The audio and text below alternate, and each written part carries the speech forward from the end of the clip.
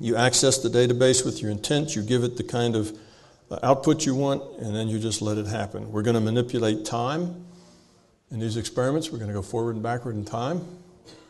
And that's just getting data out of the database. It's just your intent.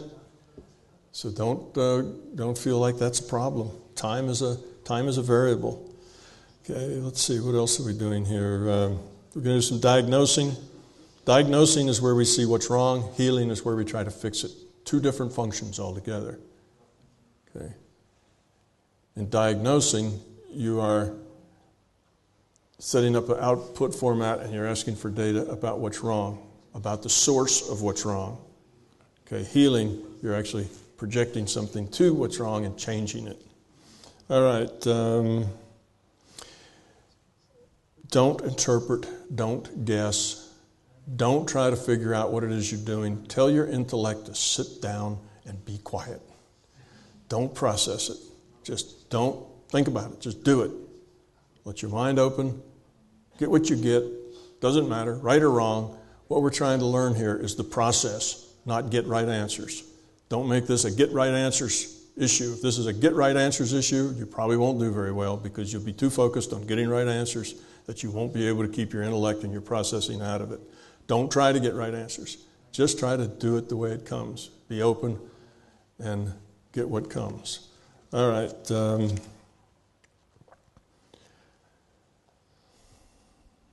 Let's see. So no noise, no operational intellect. That's a key I need to mention. People get confused. I say, don't use your intellect. Let your intellect go away. And they say, well, if my intellect goes away, how can I do anything? I'll just be sitting there, kind of dumb, zoned out if I don't have any intellect. My intellect has to direct me. So how do I let my intellect go and still direct me? There's a difference. What I'm talking about is letting your intellect operate on it, trying to process it, trying to judge it, trying to decide whether your answer's right or not. It's that intellect that's always carping at you is the intellect I want you to let go. That's you at the ego level. That's your intellect expressing your ego. What you can continue to do, and you confuse these two because you don't understand the difference, probably many of you don't, between your ego and your inner self. It's very difficult. What is our ego? We think is our inner self. It's a very hard thing to know that difference. It's a very difficult process. But your self at the being level can process. Yourself at the being level can direct you. Now do this, now do that. But at the being level, you're not guessing, you're not giving instructions, you're not trying to win, you're not trying to get the right answer, all that's ego. You just exist there. So that's the level from which you may direct yourself. All right, now do this, now do that. Remember this, keep it at the being level. As soon as the ego gets involved, you start processing, operating, judging, criticizing, wondering, doubting.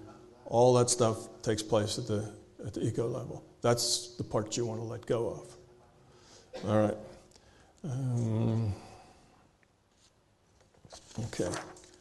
We're going to go on. All right. The right approach. I think we've gone over much of this. This is about your learning experience. It's an experiment. No one's checking answers. I want you to forget all your usual techniques.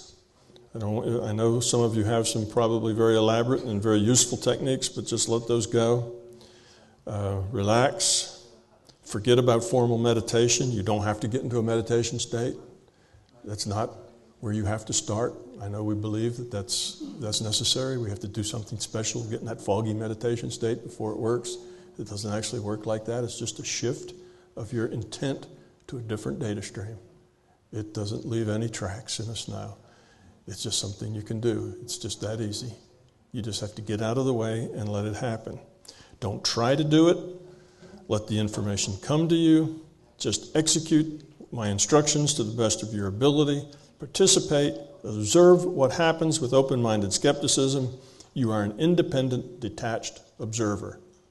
Okay? Now, but do get into it. Be immersed, 100% focused. Don't be doing anything else at the same time. I don't want you working out your grocery list for tomorrow morning or anything like that. Just let everything else go. Be 100% committed to doing this. And if your mind wanders to something else, just bring it back. Stay focused, 100%. Okay, no expectations. An expectation will ruin anything better than anything, a bit worse than anything else. No analysis. Particularly when we're doing remote viewing, don't expect the answer to make sense. Making sense is not important. Matter of fact, you should try not even to pattern match. What happens if I show you something that's kind of like this?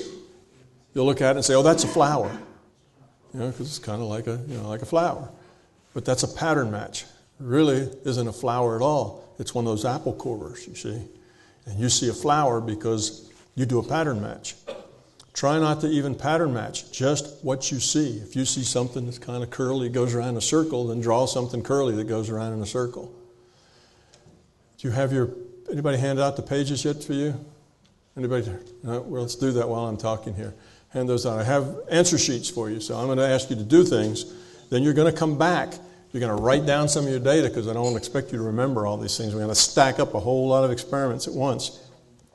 So I'm going to I give you an answer sheet where you can write down these answers as you go. This answer sheet also works for tomorrow, so don't throw it away. Bring it back tomorrow. We're going to use the last half of it tomorrow. Don't get comfortable. Shift around as you want to. Don't talk. Don't interrupt. If noises happen, if something falls on the floor or whatever, don't let it bother you. Just detach yourself from it. It doesn't matter. Let it go. If you fall behind, I'm going to go quickly. I'm going to go quickly on purpose. The reason I'm going to go so quickly is that if I give you time to think about it, you'll mess it up. So I'm going to go so fast that you won't have time to process or worry over it or think about it. All you'll have time is to just do it. So let all the process go. Just do it. Or just make an effort to do it. No expectations. Approach is everything. Okay, in a remote viewing, I'm going to give you multiple approaches. Well, this isn't necessarily a good idea, but sometimes you can use this. In other words, we're going to approach our remote viewing of a particular object. We're going to approach it 4 or 5 different ways. Look, do it this way, do it this way, do it the other way. Each time, you need to be fresh. Don't let what you got before bias what you get the next time. So we're going to try it this way. Okay, get that, remember it. Now we're going to try it from a different way. Start over from scratch. Don't say, "Oh, well, this conflicted with that. I wonder which one I'm right," and start to get into this intellectual problem. Just write down what you get. All right? Reject nothing. Do not try to impose consistency. Don't try to make sense. Here's an example. You're remote viewing, and I give you a target, and the first thing you see is a sunny beach. The next thing you see is a Bruce Lee chop 'em up, Chinese, martial arts film. And you say, "What's that?" So you discount it. You say, "Well, that's nothing. Obviously, those are things don't relate. It doesn't make any sense." And you know what the target was? Sunglasses made in China. You see? Put it all down. Don't try to make sense out of it. Just put it down, whatever you get. Whatever first comes to your mind, that's the first thing. If you process on it, if you say, "Well, I got that, but I'm not sure that's it. Let me try again, and I'm not so sure," you'll wind yourself up in a ball of expectation and anxiety. You'll never get anything. The first thing that comes to you, open your mind, and you get something, put it down. Okay? Don't try to process it. Don't try to define it. "Well, all I saw was a bunch of lines that went this way. I didn't get anything else. That doesn't mean anything." So you don't put it down. If that's what you saw, draw the lines that go that way. All right? Try not to impose your metaphors or interpretations. Just draw what you see. Now, you won't be able to help that. Unless you're a very practiced remote viewer, you will impose your metaphors, and you will turn that apple core into a flower. Okay? But that's because that's what we do all the time. That's what we do in everyday life. We get data and we pattern match it. So that's our natural response to getting data. It takes a while for a good remote viewer to let that go and just show what just draw what he's got. Okay, so here we go. We're going to do 6 exercises, and I'm going to call these 6 experiments. There's going to be 2 of them on diagnosing and healing, and there's going to be 1 after that I'm going to let you diagnose and heal on your own. No instructions from me. Just use what you learned in the first 2 to do this 3rd one. That's not actually an experiment. That's just a freebie. Then we're going to do experiment 3. There are going to be 3 experiments. It'll be experiment number 3, 4, and 5. They're going to be remote viewing exercises. Okay, so you should take a deep breath, get comfortable. You don't want to feel too uncomfortable, but it doesn't matter if you wiggle around a little bit. That won't hurt. I want you to listen very carefully to what's in your environment. Get used to it. There's people coughing. There's papers rustling. There may be somebody talking. Get used to it and discount it and let it go. It's not important. Don't let it bother you. Okay.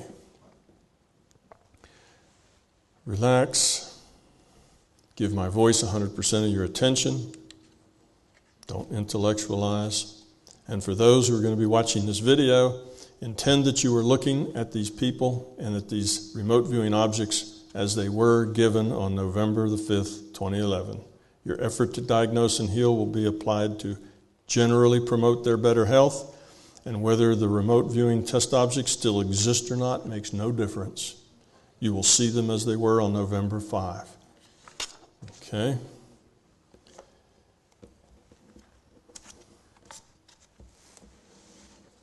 Experiment 1.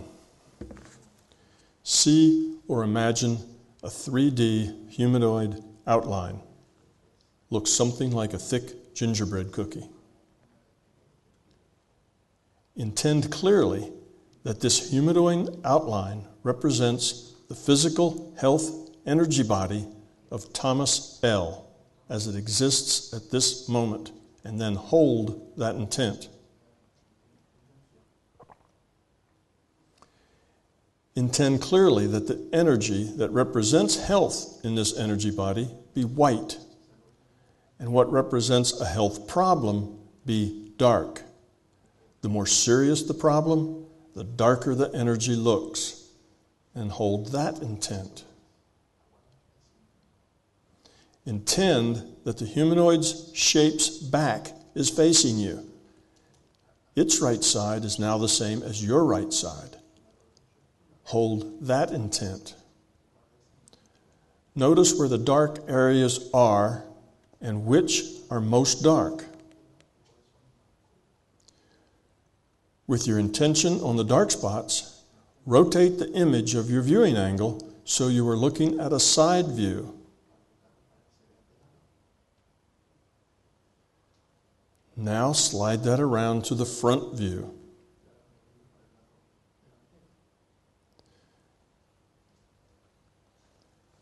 Without losing your altered state, open your eyes and roughly draw what you have seen, then immediately return to viewing the health energy body of Thomas L.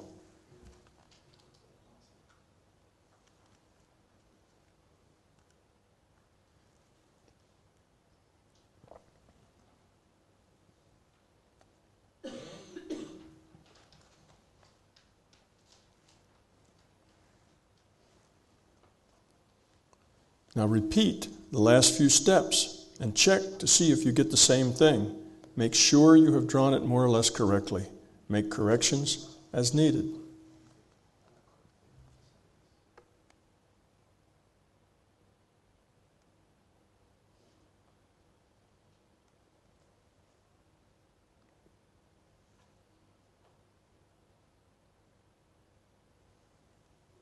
Okay, return to viewing the energy body of Thomas L.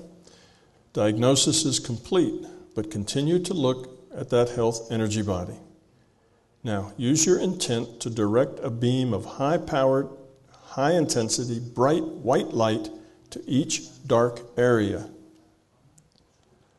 Notice how this intensely powerful light beam easily restores the dark problem areas back to a healthy, very bright white color. Continue until there are no dark areas left.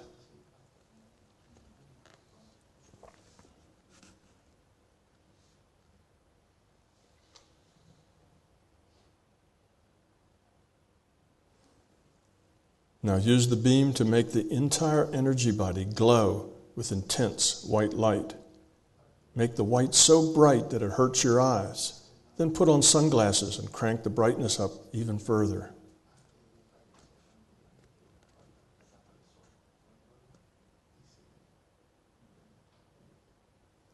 Intend clearly that this energy body stay a super bright, healthy white for a long, long time. Intend that the energy you have placed on this body is so great that it will take the energy body a very long time to absorb all of it, and then hold that intent.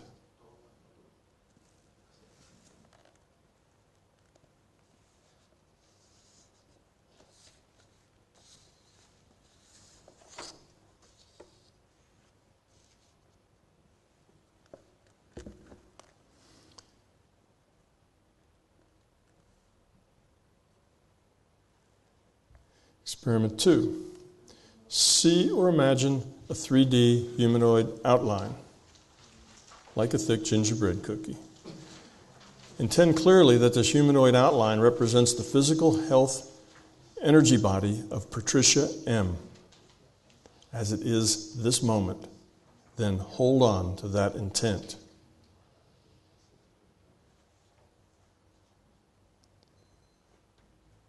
Intend clearly that the energy that represents health in this energy body be white, and that what represents a health problem be dark. The more serious the problem, the darker the energy looks. Also hold that intent.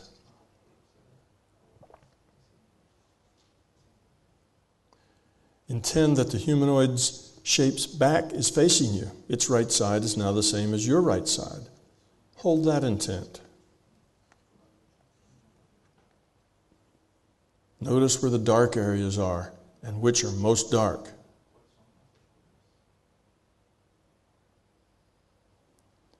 Now we're going to switch the color scheme. Clearly intend that from this moment forward, healthy tissue will be a beautiful, shiny black, and unhealthy tissue be a dirty white.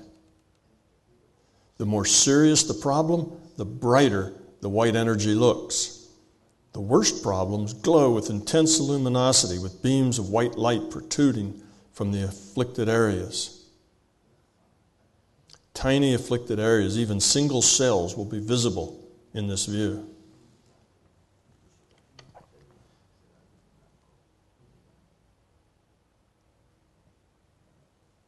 Now switch your intent back to the original color scheme. White is healthy and black is unhealthy. Hold that intent.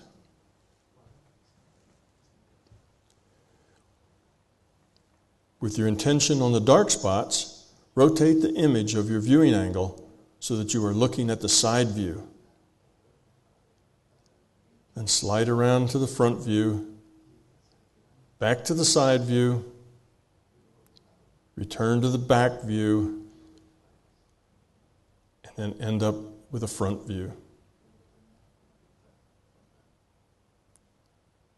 Without losing your altered state, open your eyes and roughly draw what you have seen, then immediately return to viewing the health energy body of Patricia M.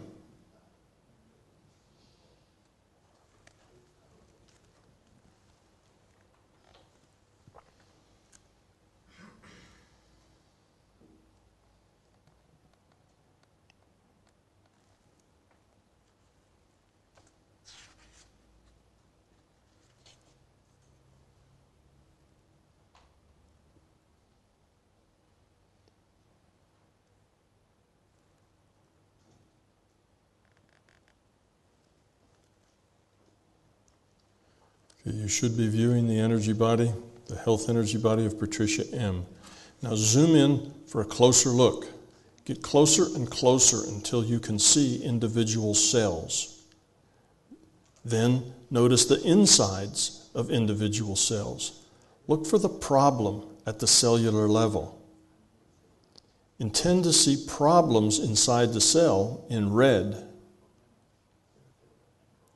Repair and heal just one individual cell. Use your white energy beam to turn that cell to a brilliant white color.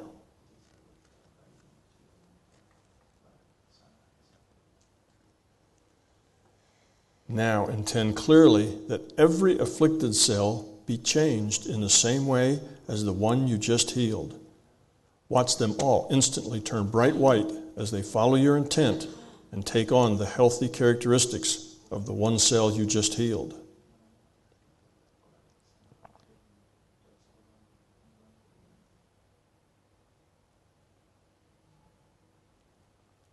Zoom back out to the original view.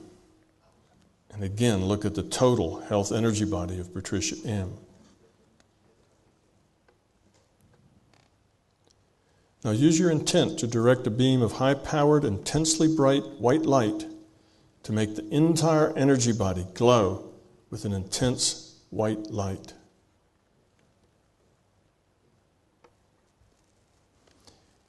Intend that this energy body stays super bright, healthy white for a long time. Intend that the energy you have placed on this body is so great that it will take the energy body a very long time to absorb all of it.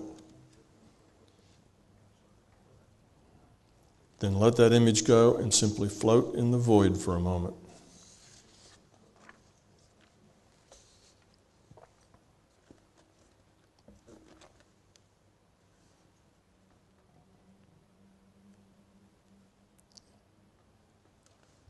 Now use what you have learned to diagnose and heal Amanda B. When you are done, simply float in the void for a moment.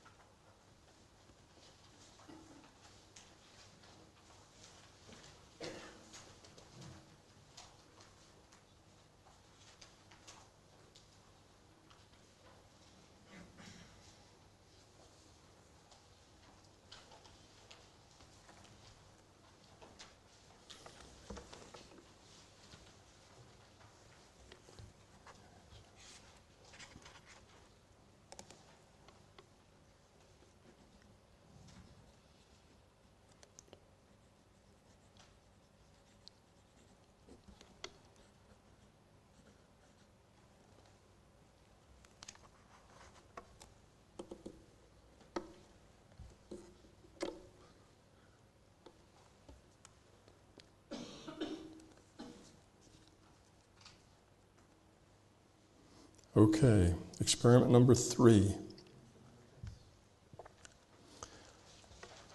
In front of me, I have a box with a big 3 on it.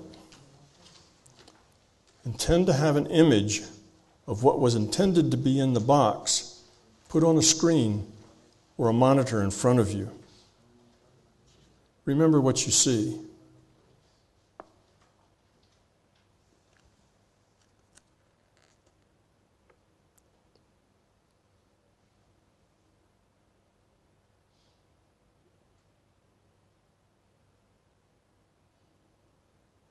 Now put that result aside. Move your vision to the box, and with no expectations of what you might see, look through the box to view what was intended to be in it.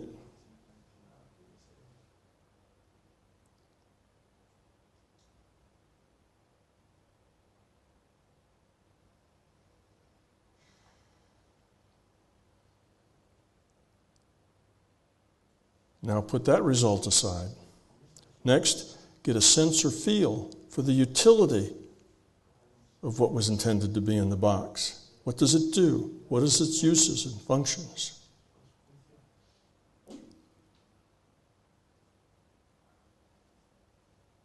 See its natural environment, how it's being used.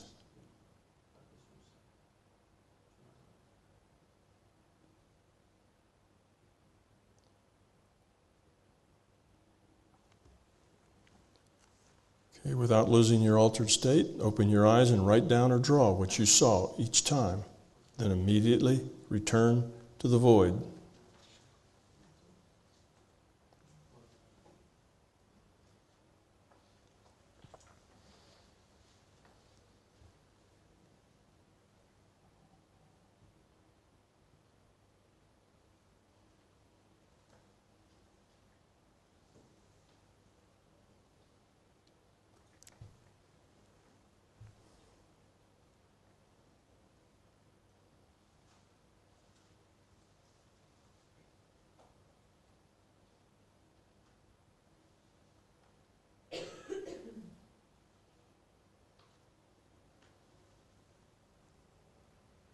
Okay, experiment 4.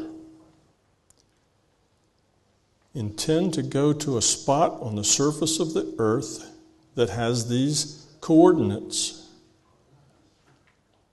29 degrees, 58 minutes, and 45.03 seconds north, 31 degrees, 8 minutes, and 33.69 seconds east.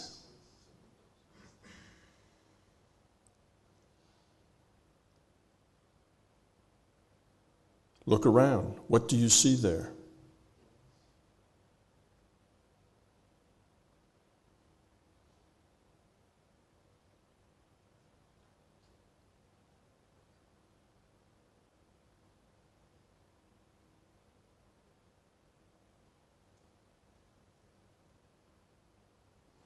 Okay, open your eyes and write down what you saw. Then immediately return to float in the void.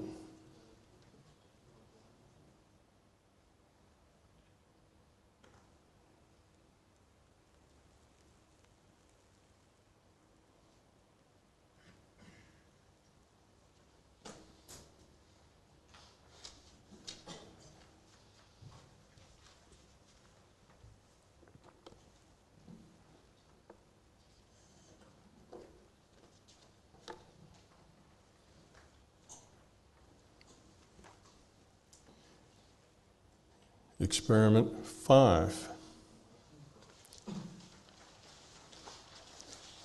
There is a red and white striped box with a large number 5 on it, in which I have placed something. What is it? Now, okay. What is it? There's a red and white striped box with the number 5 on it, in which I have placed something. What is it?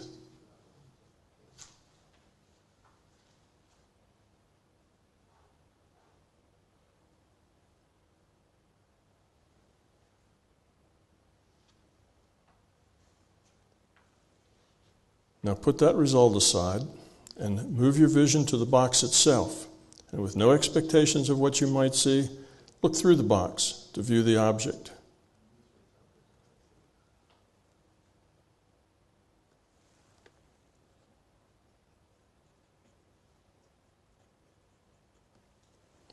Now put that result aside, get a sense and feel for the utility of the object. What does it do? What is its use and function? See it in its natural environment being used.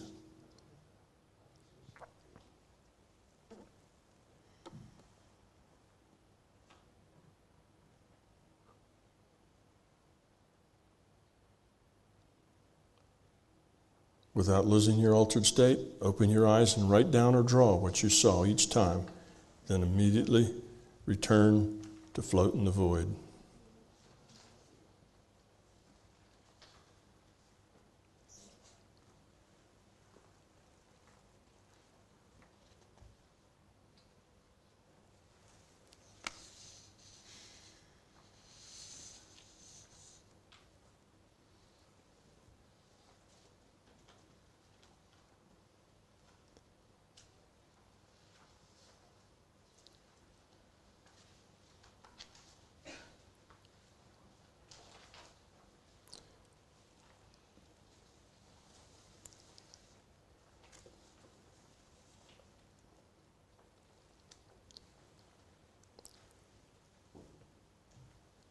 Finally, take a few minutes to remote view or heal a subject of your choice.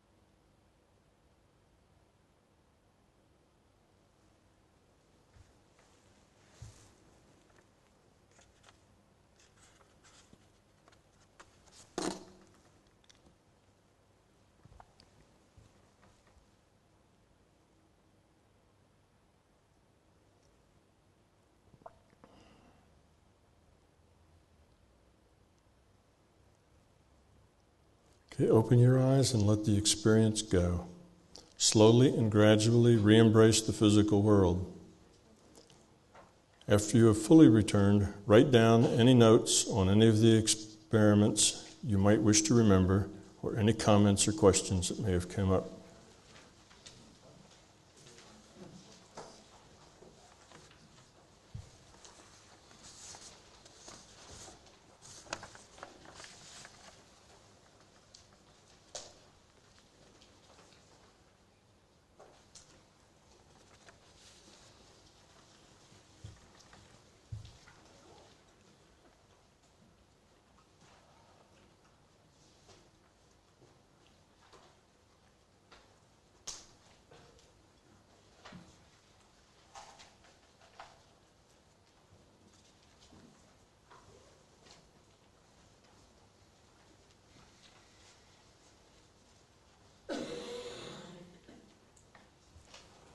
Okay, let's then look at the truth data and see how you did.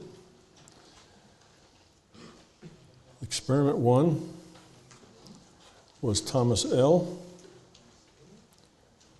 Thomas L. Has cerebral palsy.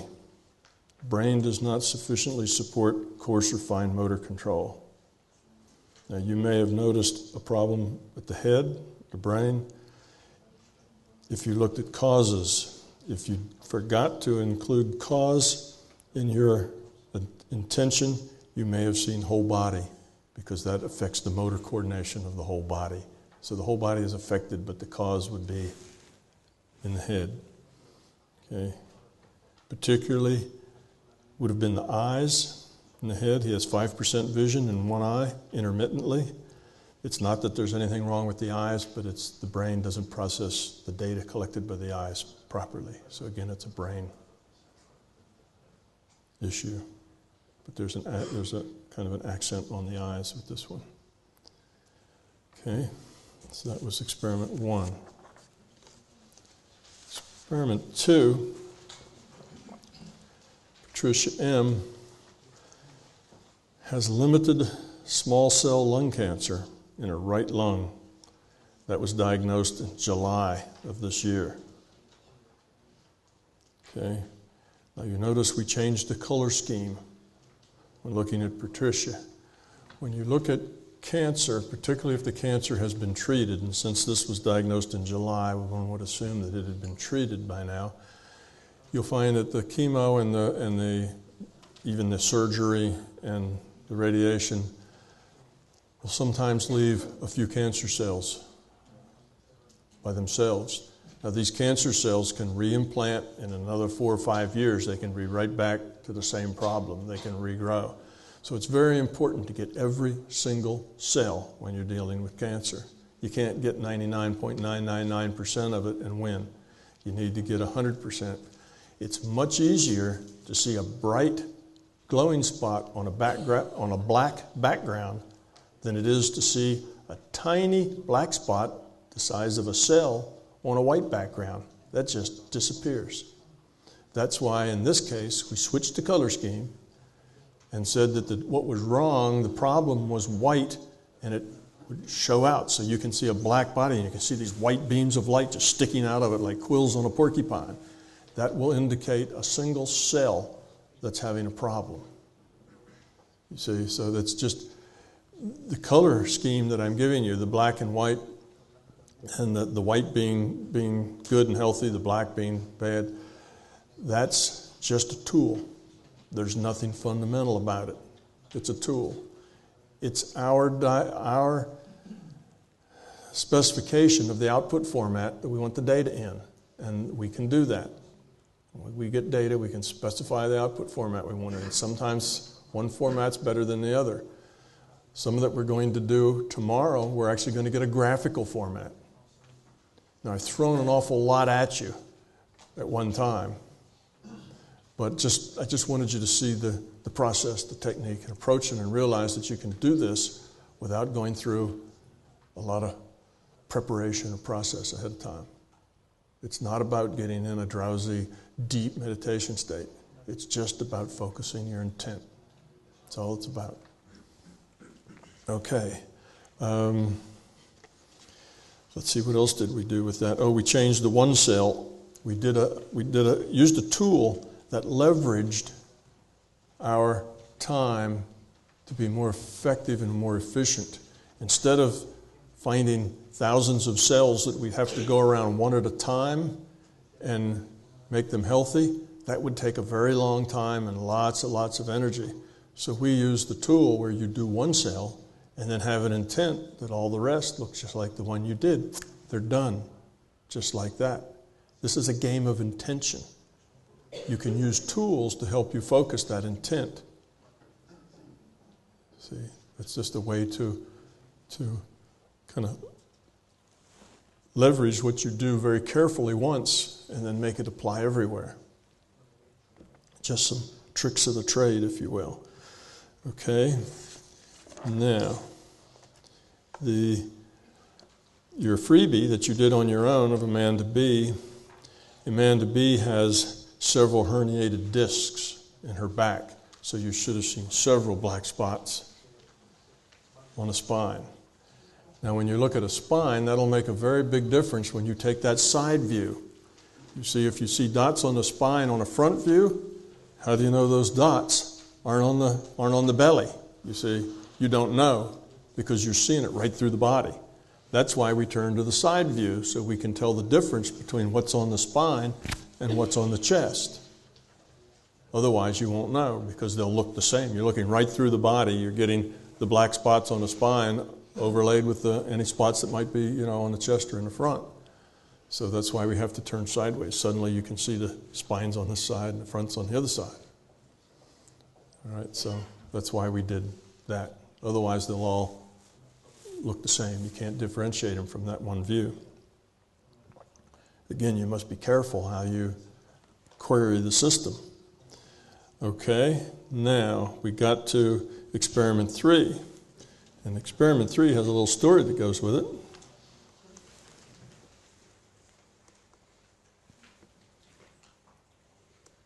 There's experiment 3. It was a wrench.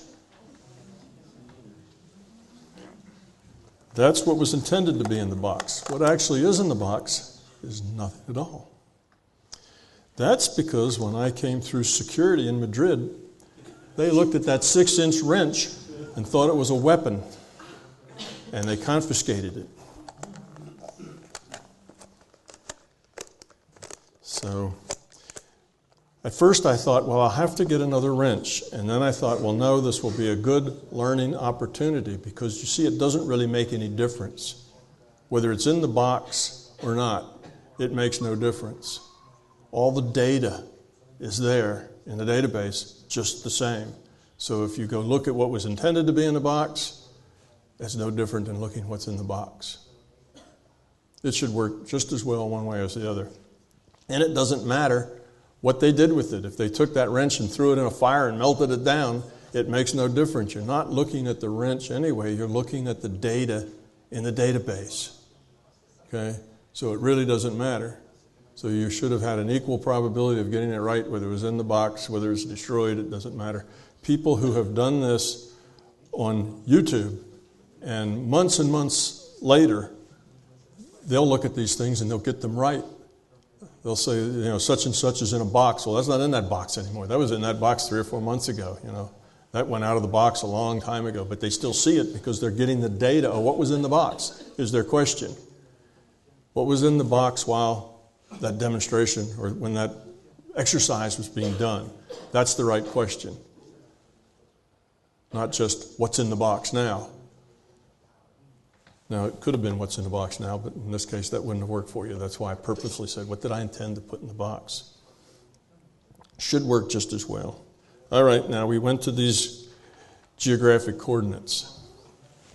This actually should have been a pretty good target for you because it has distinctive geometry and it's bright and shiny. And just like fish, people like things that are bright and shiny.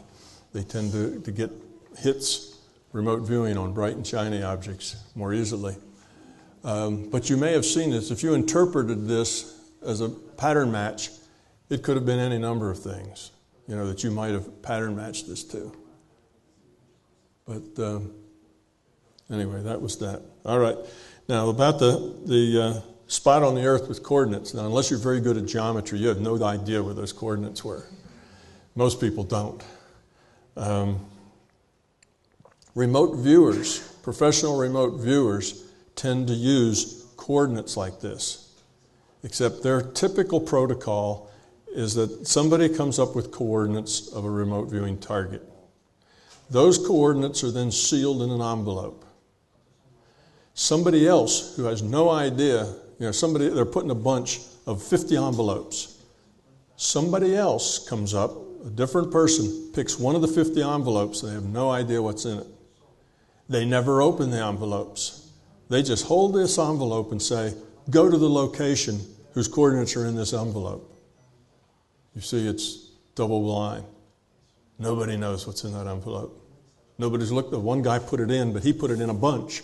He doesn't know which one of that bunch this other person pulled out, and nobody tells the remote viewer what the coordinates are. You see, none of that matters. Why do they do that? Why do they go all of the trouble? Because this is a way that makes it harder for the remote viewers to guess. The poison in this process is your intellect trying to make guesses. You see, so if you just give you something that's totally impossible to guess, go to the coordinates that are in an envelope, you're more inclined just to write down what you see without trying to make something of it. Because if you're a remote viewer and you do this for a living, you've seen hundreds of coordinates and you probably get very good at geography, and you probably know within about 100 square miles of what part of the world you're looking at just by giving coordinates. So you have done now what most of remote viewers do, except I actually told you what the coordinates were. Because if I had said, I've got coordinates in this envelope, go to them, you probably would have gone, no way. What is he talking about? So we made it easier. Okay, what's at those coordinates?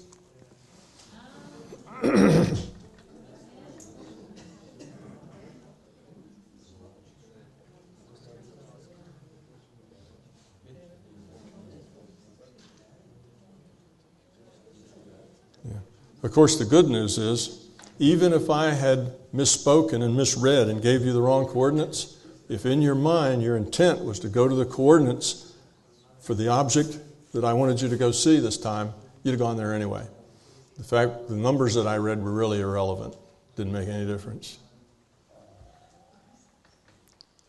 Okay. Now, and you could have seen this as a triangle.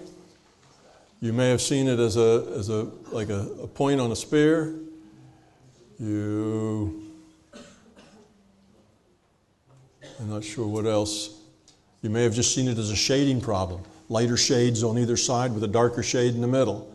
You could have seen this in a lot of different ways. You were trying to pattern match it. Okay, the very last thing, I told you that it would be in a red and white striped box with a number 5 on it, in which I placed something, but I didn't tell you where the box was, did I?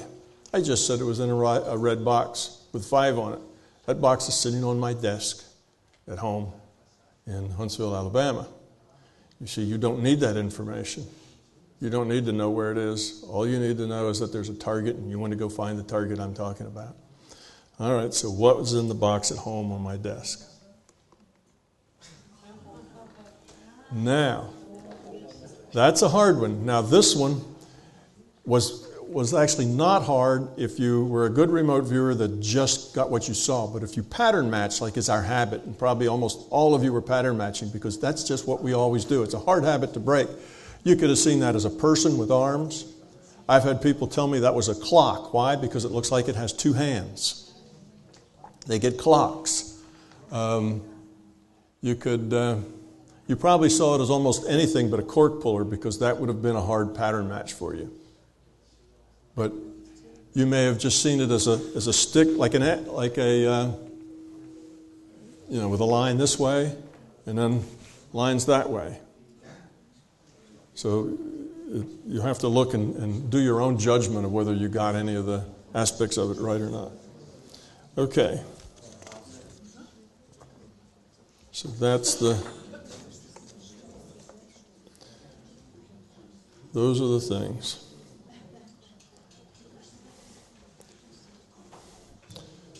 So no expectations, beliefs, analysis, or fear.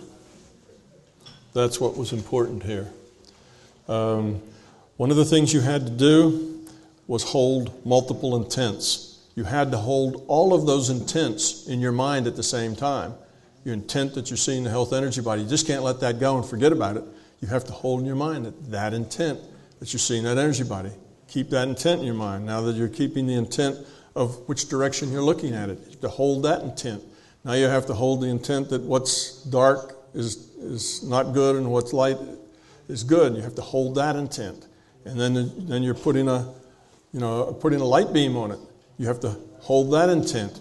So all of these things we're doing with our intention, it's a stack of intentions, and you can't just forget any of them. You have to maintain the stack of intentions all the time. Now what we did was quick, very quick, on purpose, because I didn't want to give you time to intellectually process on it. So I just kept going. You didn't have any more time other than to look, open, get the data, write it down. It's all the time I gave you. That should have been in your favor rather than against you. But if you were really trying to heal someone, what you'd want to do is spend a little more time on it than that. You'd want to spend a little more time with that white energy on those dark spots. Okay, you'd want to make sure it was bright, very bright. Keep it bright for a fairly long time, because once your intention's gone and exercise is over, you're not putting that intent into it anymore. So it's not only the intensity of your intent, but it's also the length of your intent. Now, one of the advantages we have here as a group, it's also additive. So it's the addition of all of our intents. So we didn't do it very long, but there was a lot of us working on it. So if you get in a group and you have 100 people doing this, you're going to be a lot more effective than if you're just doing it by yourself, because the intents are additive.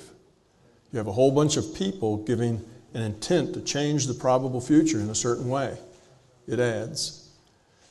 Now, if you were doing this seriously, again, if the main point was to heal a person rather than to give you some idea of how to go about it, not only would you do it once, but you'd have that bright energy that their energy body, or their healing, their physical body energy form, was this glowing bright white thing with no dark spots in it. You'd have that intent in the back of your mind all day long.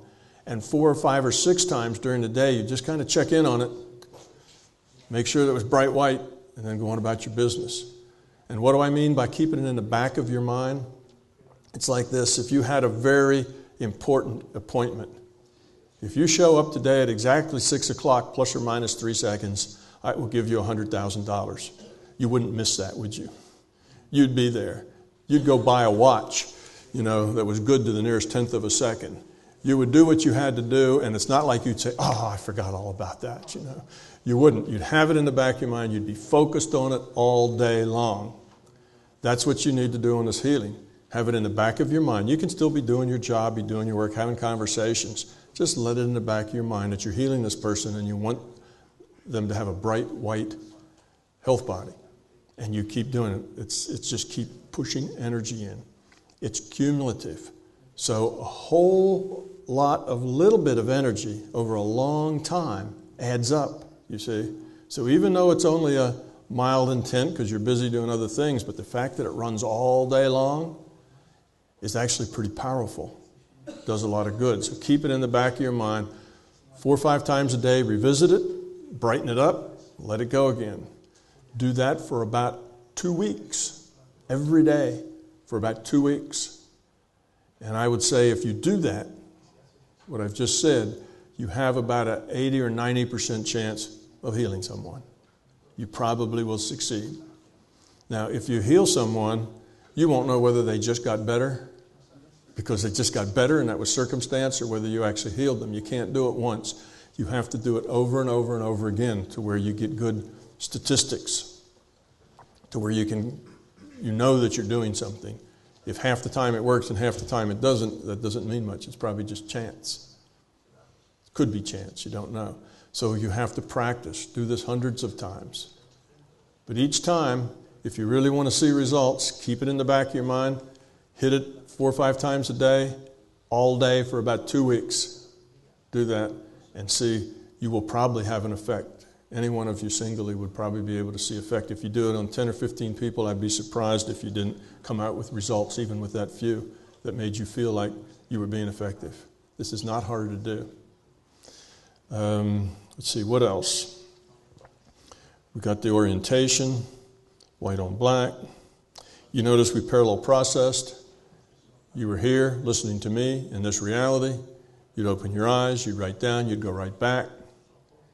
And if you were, when I said you were in an altered state, basically what that meant is that your mind wasn't drifting around. You weren't doing your laundry list. You weren't, your mind wasn't chattering.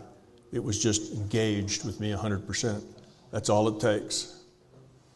Okay? So we did parallel processing. We came in and out of the altered state quickly. We diagnosed by accessing the database. We used some healing tools. White light is a tool. Light doesn't exist any more than your body. Light is a tool. We use light to burn away those black spots or to turn them to white. Why do we need that tool? Because we have habits of belief that we can't affect anything if we don't do something to it. See, the tool isn't necessary. Light is just a metaphor. It's a tool that helps us focus our intent. The sunglasses were a tool that let us put more intensity into it. So we got it to where it was so bright we could hardly stand it, and then we put on the sunglasses and got it so bright we could hardly stand it with sunglasses on. All that does is make us focus with more intensity. The intensity of the light kind of is a metaphor for the intensity. Okay, you notice that we zoomed in and out. You can take any view you want. You get to specify your output format. If your output format is up close and personal, then you can see inside cells. If it's backed off, you can see whole bodies. Just a tool for your intent. What you're doing is giving a different query to the database. Now I want to see the cells. Now I don't. You see? We leveraged the cells. We used other colors. We gave multiple approaches. Each approach should have been independent.